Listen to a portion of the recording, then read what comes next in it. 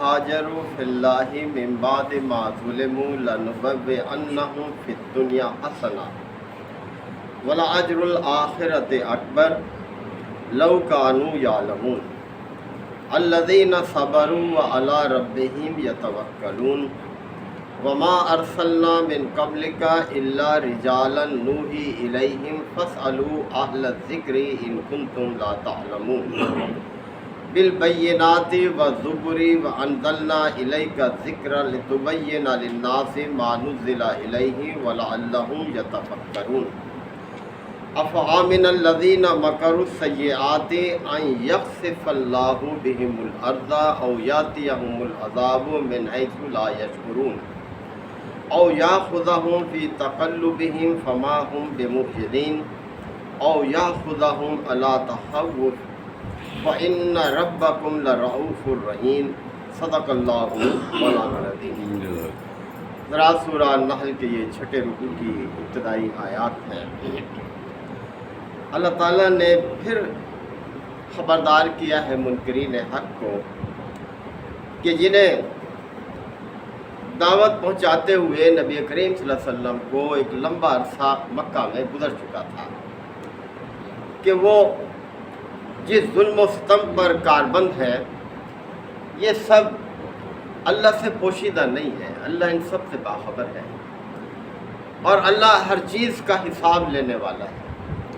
دنیا میں بھی اس نے منکرین حق کو بڑے بڑے جو اپنے آپ کو دعوے کرتے تھے ان کو سبق سکھایا اللہ تعالیٰ نے دنیا میں بھی، اور آخرت میں بھی ان کے لیے بہت بڑا عذاب ہے۔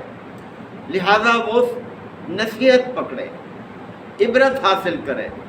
کتنے قومیں آئیں، قوم نوح، قوم عاد، قوم ثمود، قوم لوط، اصحاب مدین، یہ سب کہاں گئے؟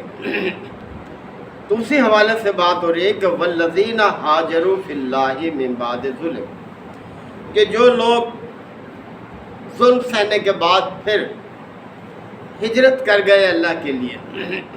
اس ہجرت سے مراد ہجرت حبشہ ہے۔ مکہ میں کل 9 سال میں اہل ایمان کے 2 گروہ نے یکے بعد دیگرے ہجرت کی، ظلم و ستم سے تنگ آ کر نبی کریم صلی اللہ علیہ وسلم کی اجازت سے حبشہ کی طرف ہجرت کر۔ حبشہ میں ایک بہت رحم دل بادشاہ حکومت کرتا تھا، اس نے پناہ دی، تو انہی کی طرف اشارہ کیا جا رہا ہے کہ وہ لوگ جنہوں نے ظلم سہنے کے بعد اللہ کے لیے ہجرت کی، لَنُبَوِّئَنَّهُمْ فِي الدُّنْيَا حَسَنَةً، ہم دنیا میں ان کو بہترین ٹھکانہ عطا کریں۔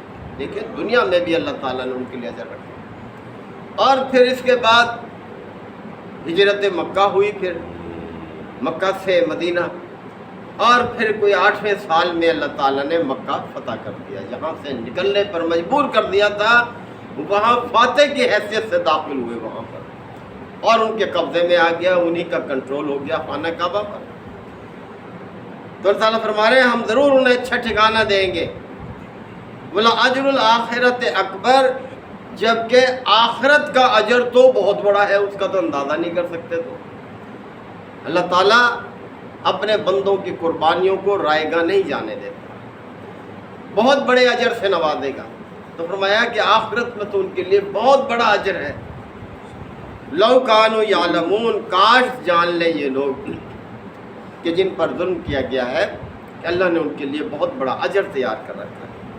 الذین صبروا، جنہوں نے صبر سے کام لیا، یعنی مصائب اور مشکلات تو برداشت کیے لیکن اپنے دین سے نہیں ہٹے، اپنے دین کو نہیں چھوڑا۔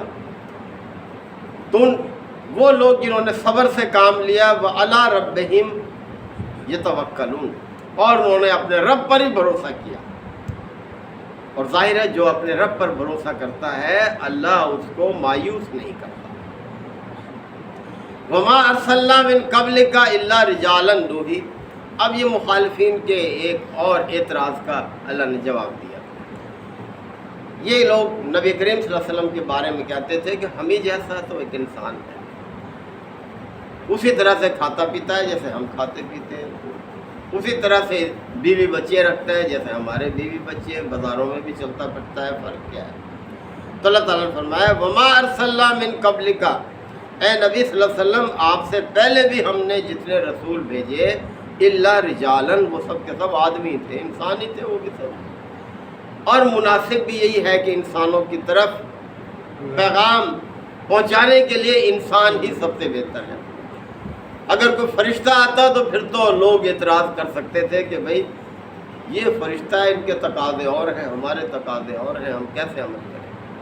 تو فرمایا کہ نبی صلی اللہ علیہ وسلم آپ سے پہلے بھی ہم نے جتنے رسول بھیجے سب کے سب انسان تھے، نوحی الیہم، بس فرق یہ ہے کہ ہم نے ان کی طرف وحی کی، وحی کے ذریعے سے ان کو پیغام پہنچایا۔ فاسألوا اہل الذکر، بس اہل ذکر سے پوچھ لو۔ اہل ذکر سے مراد یہ یہود اور نصارہ کے علماء ہیں کہ جو راست باز تھے ان میں، کہ اللہ پیغام وحی کے ذریعے بھیجتا ہے پیغمبروں کی طرف، وہ آگاہ تھے اس عمل سے کیونکہ پے در پے پیغمبر ان کے پاس آ چکے تھے۔ تو فرمایا فاسألوا اہل الذکر ان کنتم لا تعلمون، اگر تم نہیں جانتے تو اہل ذکر سے پوچھ لو، جو سابقہ اہل کتاب کے راست باز علماء ہیں، وہ ان میں سے ایمان بھی لائے۔ بالبینات والزبر، کہ وہ رسول جو تھے بینات اور زبر لے کر آئے۔ بینات سے مراد واضح نشانیاں اور زبر سے مراد صحیفے لے کر آئے، اللہ کی طرف سے تعلیمات لے کر آئے۔ وَأَنزَلْنَا إِلَيْكَ الذِّكْرَ، اور اے نبی صلی اللہ علیہ وسلم اب ہم نے آپ کی طرف ذکر نازل کیا۔ ہم نے آپ کی طرف، ذکر سے مراد یہ قرآن مجید، قرآن مجید کے کئی نام ہیں، قرآن ہے، فرقان ہے، برہان ہے، اسی طرح سے الذکر ہے، یہ سب قرآن مجید کے نام ہیں۔ تو فرمایا کہ وَأَنزَلْنَا إِلَيْكَ الذِّكْرَ، اور ہم نے آپ کی طرف بھی یہ ذکر نازل کیا ہے، لِتُبَيِّنَ لِلنَّاسِ، تاکہ آپ لوگوں کے سامنے کھول کر بیان کر دیں، مَا نُزِّلَ إِلَيْهِمْ، جو کچھ ان کی طرف اتارا گیا ہے اسے آپ کھول کر لوگوں کے سامنے بیان کر دیں۔ وَلَعَلَّهُمْ يَتَفَكَّرُونَ، اور شاید کہ وہ اس پر غور و فکر کریں، غور و فکر کر کے صحیح راستے کو اختیار کریں، غلط راستوں کو چھوڑ دیں۔